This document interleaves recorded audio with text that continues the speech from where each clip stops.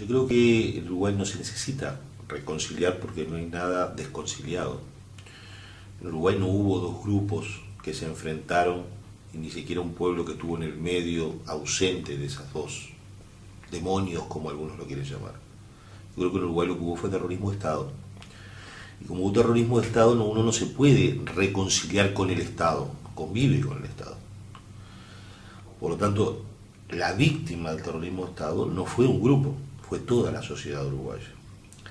El gran problema es que se trata de ocultar la verdadera razón de ese terrorismo de Estado, o la verdadera razón por la cual se aplicó un terrorismo de Estado y se llevó a una dictadura en Uruguay.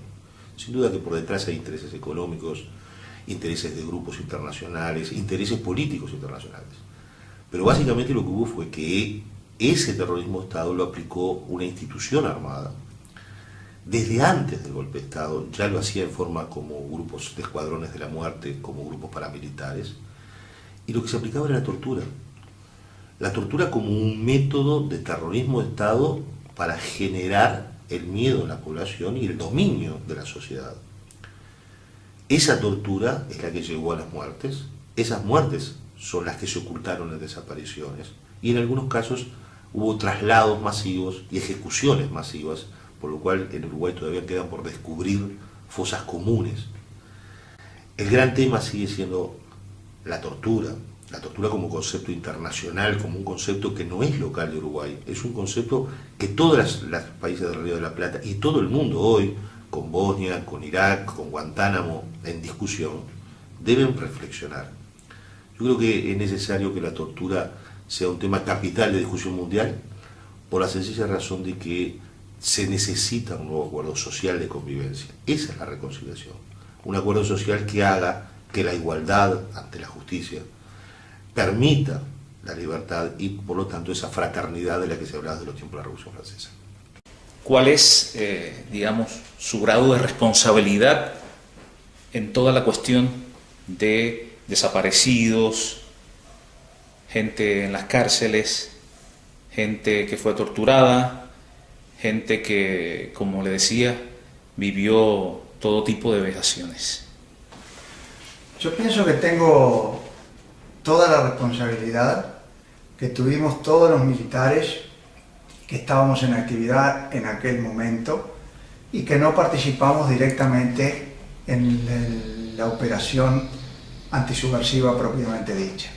Es decir, una gran responsabilidad moral por haber apoyado moralmente todas esas actitudes de rigor extremo, podríamos llamarle, para derrotar rápidamente a la guerrilla, pero resultó que en realidad no era la tal guerrilla que ya se había terminado, sino que se transformaron en acciones que violentaron los más elementales derechos humanos de las personas detenidas.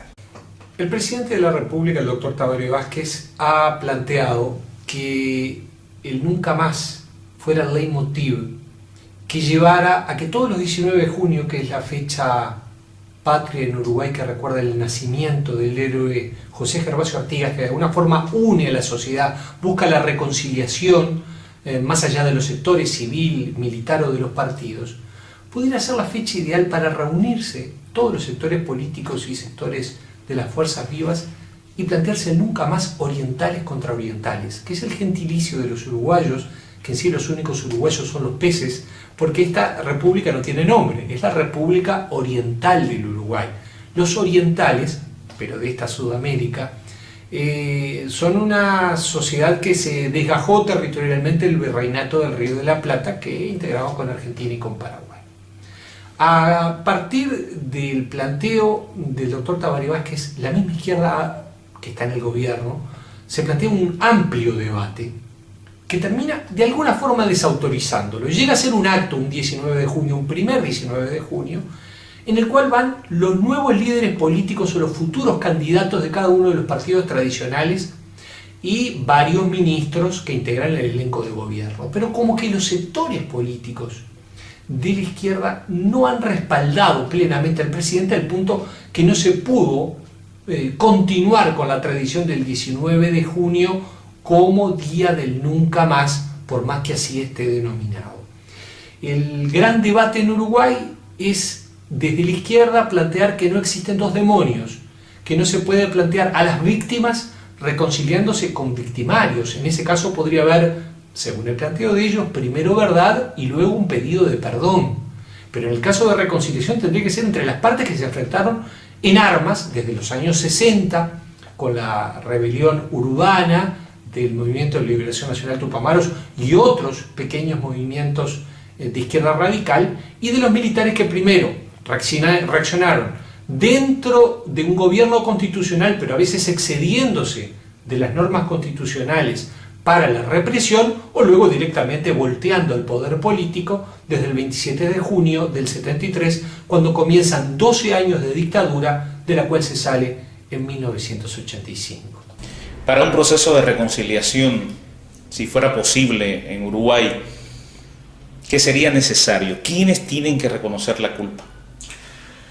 Yo pienso que es imprescindible que los comandantes en jefe de las Fuerzas Armadas pidan perdón a la sociedad por todos estos acontecimientos del pasado. Es una reparación ética institucional que le debemos a la sociedad uruguaya, a los militares que estamos en la actividad en aquel momento, y por ese hecho entiendo que los comandantes de las Fuerzas Armadas, del Ejército en particular, que fue la fuerza más involucrada en estos temas y más representativa de la fuerza como tal, que deben pedir perdón, porque si bien los comandantes son responsables de la fuerza mientras están en actividad, son representativos de esa fuerza en todo tiempo histórico, y a ellos les corresponde pedir perdón como un gesto sublime de humildad y de reconocimiento de haber salido del camino artiguista de la clemencia para los vencidos.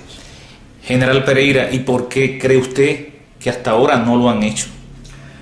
Pienso que no está en la política del mando llevar adelante una acción de esa naturaleza, y cuando me refiero al mando es del mando superior de las Fuerzas Armadas, no de los comandantes, porque precisamente cuando se elige un comandante se debe elegir de tal forma de que tenga el perfil necesario para cumplir con determinados objetivos. Y obviamente que ese objetivo no le ha sido impuesto a ningún comandante por el mando superior de las Fuerzas Armadas. Ya desde el punto de vista personal, la sociedad en su conjunto, de forma individual, ¿cómo reaccionan víctimas y victimarios? ¿Tienes alguna anécdota, alguna experiencia del encuentro, el choque que se puede dar entre unos y otros? He tenido experiencias personales porque a lo largo de mi vida he tenido que enfrentarme muchas veces a torturadores. Yo he tenido que enfrentarme a torturadores y hablarles a los ojos y lograr que me dieran datos, entre ellos los que permitieron encontrar a un niño desaparecido, a Simón Riquelo, el hijo de Sara Méndez, 26 años después de su desaparición.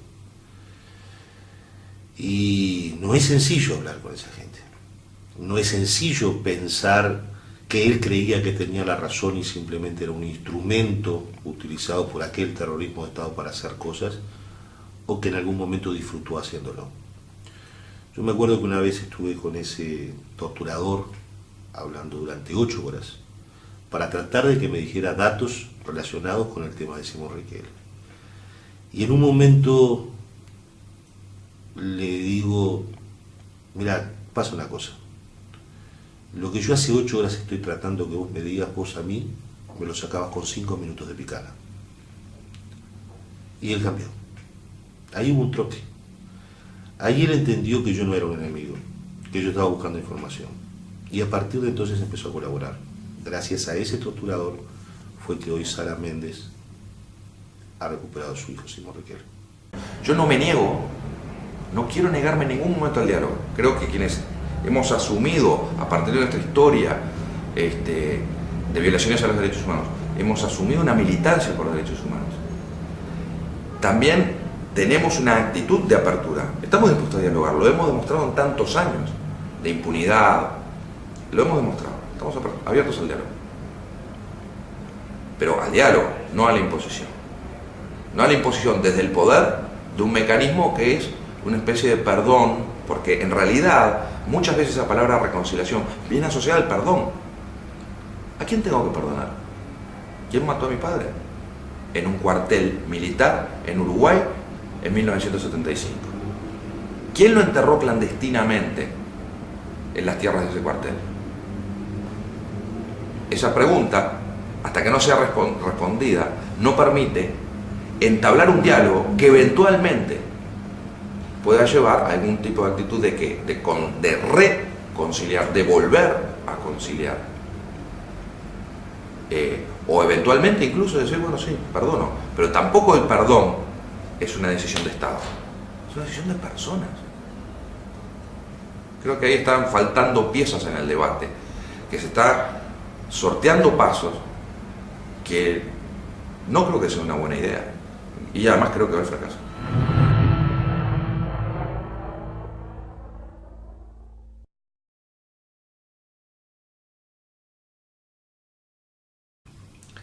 El gran problema es que se trata de ocultar la verdadera razón de ese terrorismo de Estado, o la verdadera razón por la cual se aplicó un terrorismo de Estado y se llegó a una dictadura en Uruguay.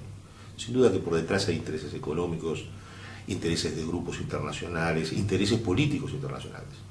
Pero básicamente lo que hubo fue que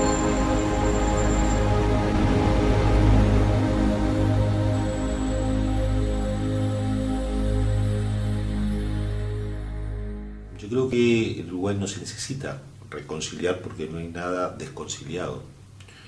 En Uruguay no hubo dos grupos que se enfrentaron y ni siquiera un pueblo que...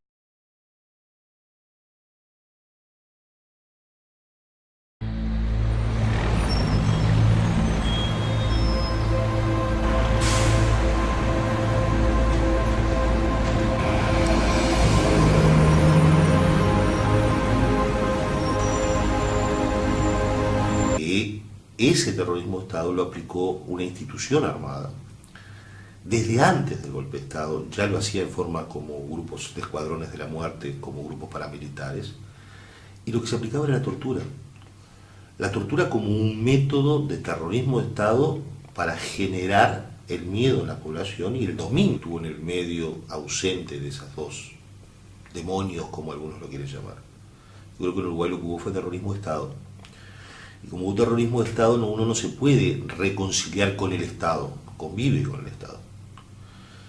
Por lo tanto, la víctima del terrorismo de Estado no fue un grupo, fue toda la sociedad uruguaya.